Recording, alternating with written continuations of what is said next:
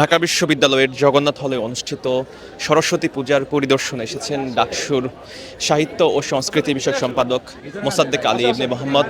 তিনি জগন্নাথ হলের এই সরস্বতী পূজা ঘুরে দেখছেন এবং সনাতন ধর্মাবলম্বীদের সাথে কুশল বিনিময় করছেন। ধর্মাবলম্বীদের অন্যতম গুরুত্বপূর্ণ এবং উৎসবমুখর একটি আয়োজন তাদের যে সরস্বতী পূজা, বিদ্যার দেবীকে আরাধনা করে তারা যে পূজাটি প্রতি বছর করে থাকে, সেটিরই একটি আয়োজন আজকে এই জগন্নাথ হল এবং আমাদের যে নারীদের 5টা হল রয়েছে সেই হলগুলোতে আয়োজনটি করা হয়েছে। তো ডাকসুর পক্ষ থেকে আমরা সনাতন ধর্মাবলম্বীরা যাতে নির্বিঘ্নে তাদের উৎসবটি আয়োজন করতে পারে সেজন্য আমরা এবং সার্বিক পরিস্থিতি দেখা এবং সনাতন ধর্মাবলম্বী যে সকল শিক্ষার্থী আছে তাদের সাথে কুশল বিনিময় করার জন্য মূলত আমরা এখানে এসেছিলাম। তাদের আয়োজনে কোনো অপ্রীতিকর ঘটনা না ঘটে, নিরাপত্তা যাতে নির্বিঘ্নে চলতে পারে সেজন্য আমরা ডাকসুর পক্ষ থেকে দফায় দফায় বিশ্ববিদ্যালয় প্রশাসন, প্রক্টরিয়াল বডি, জগন্নাথ হল প্রশাসন সহ আর স্বরাষ্ট্র উপদেষ্টা সহ আমরা দফায় দফায় কথা বলেছি।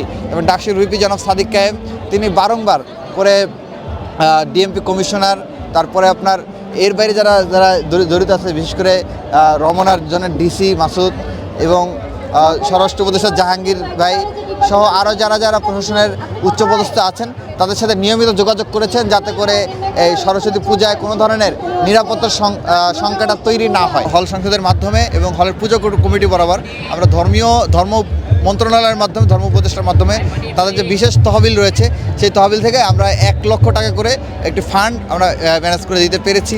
আরও ভালো হতো যদি আরও অনেক বেশি সহযোগিতা এখানে করা যেতে পারতো।